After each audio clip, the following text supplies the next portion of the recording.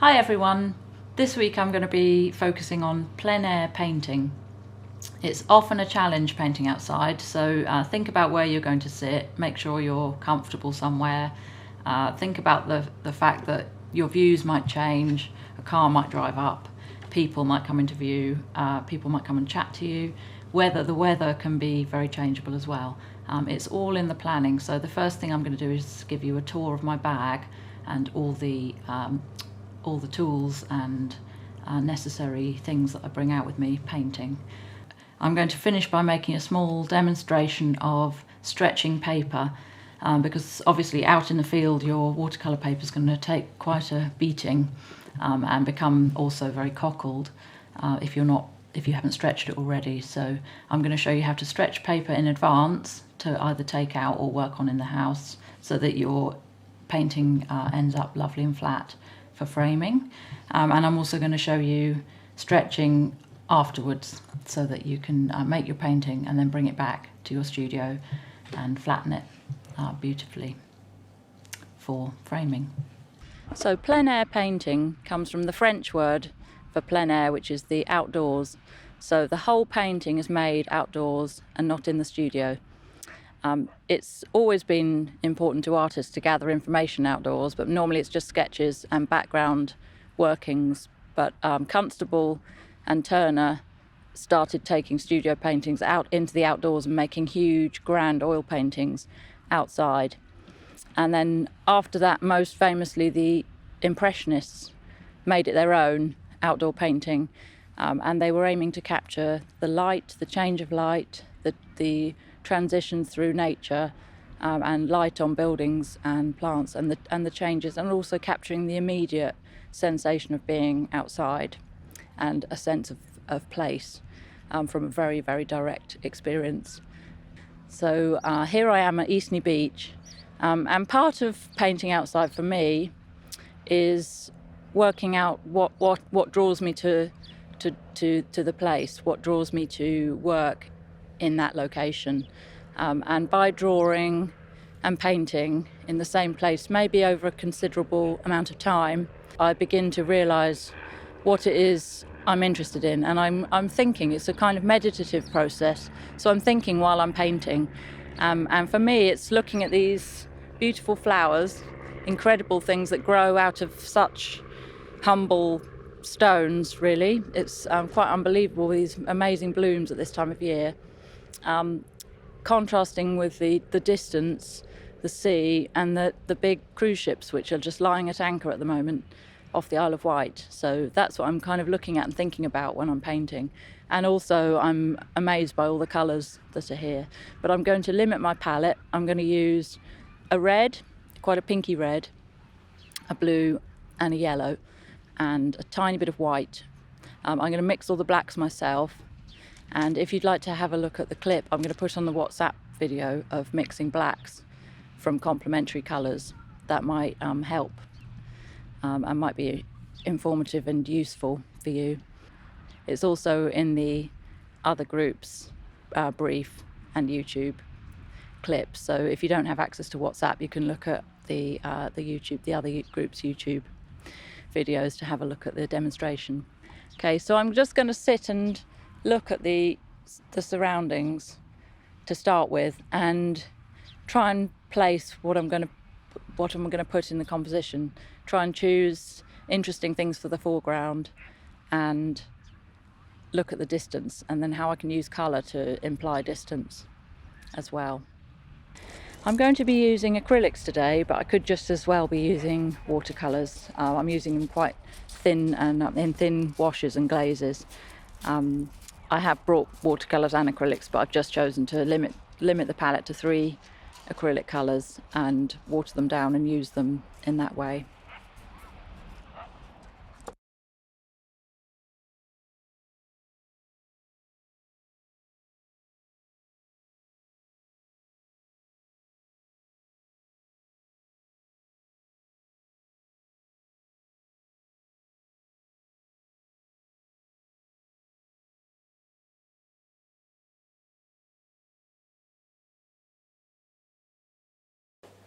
Okay, so this is the method of stretching artworks after you've painted them, when the paper is quite cockily.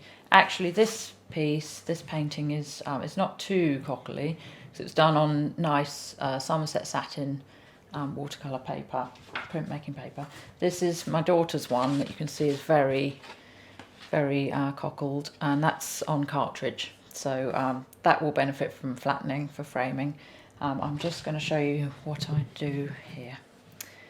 Okay, so I have a bowl of just water, plain water, and a rag or a sponge, something clean, and then I'm dampening that and then squeezing most of the water out, so you're not trying to wet the print or painting, you're just damping it.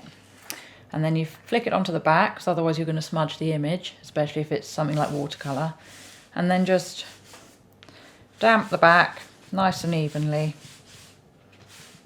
And you'll notice that it will start to curl the artwork a little bit. So at this point you need to get it flattened. You can use blotting paper, but if you haven't got that, then just two fairly heavy boards will do to flatten it. A little bit like pressing flowers. I'm using 18mm MDF, but plywood would just work just as well. I have some blotting paper, but if you don't, as I say, it doesn't matter too much. So piece of blotter down, and then your artwork. I'm just going to damp my daughter's one down. And the aim is not to totally soak the paper, but just to lightly damp it. Okay, these are going to be underneath the boards for about 3 days. So blotting paper on top. Just double check that there's no corners turned up, and then everything's nice and flat underneath. Board on top, and then leave it undisturbed for 3 days. Okay, next I'm going to show you the method for stretching the paper before you go out painting. With this method you lose a little bit of the paper size due to the gum strip sticking over maybe ½ an inch. So that's just something to consider before you start, but it means that your paper will be flat as a pancake. First thing you need to do is cut 4 lengths of gum strip corresponding to the 4 sides of your paper. Okay. Next thing you do is just check the front of the paper. If you've got a watermark on it, you'll be able to read Somerset, for example, through it. And then you damp the back.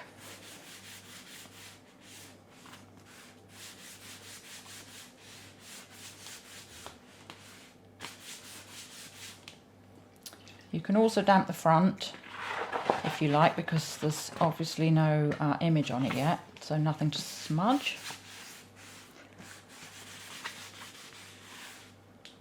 And then, squeezing out as much water as you can, you just run the damp sponge or rag along the gum side of your gum strip. I'm catching about ½ an inch of the paper along one side, and making sure that all the gum is wet. Any dry patches won't stick, and smoothing it down firmly. Make sure there's no air bubbles. I usually keep an eye on it for about 5 minutes after I've stuck it all down, just to check there's no little pockets of air or edges that have lifted up. You can usually just repair it in those 5 minutes without having to start again. But that should be dry and ready to paint on. For this size of paper and this dampness and in this weather, probably ready to paint on in about 20 minutes, ½ an hour, and nice and flat and taut and stretched. And if it gets wet again from the watercolour, for example, it will, when it dries out, it will pull flat and straight again. When you come to remove it from the boards, once it's finished, you finish the painting, you just take a knife and just slice around the edge of the paper, And then you could rip the edges down to get rid of the areas of gum strip, or cut it down, or if you're going to window mount it, then you can cover the gum strip with a mount. So taking a blade, I'm just using it at a bit of an angle, trying to guess at where the edge of the paper is. You can see a raised line.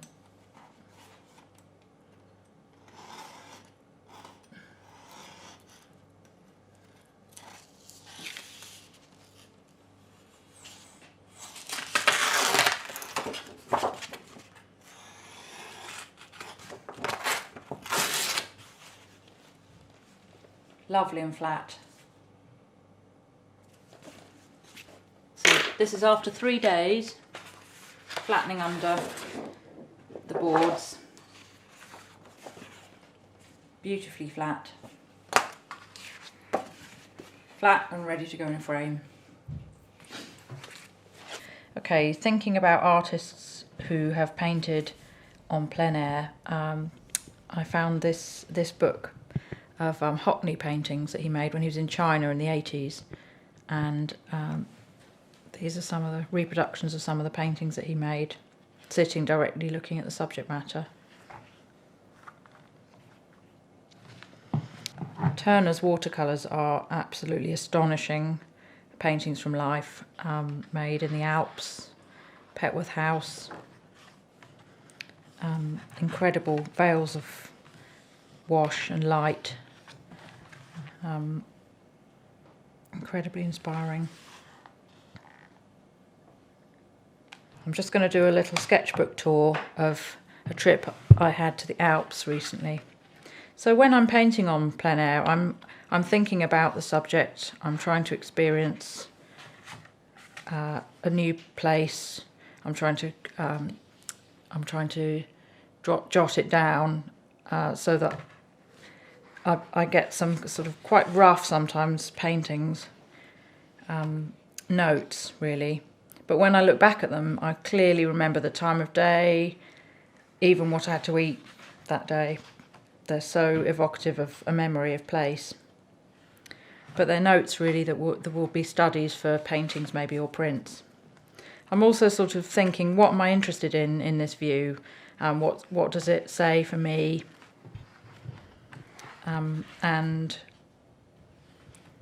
working out how to respond to it really. So this is a view across a mountain of a cable car at various times of the day and during the evening. I never think of them as standalone artworks, but just part of the process.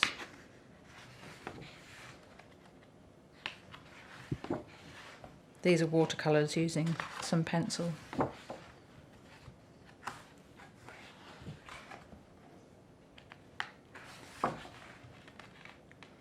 I'm back in Southsea.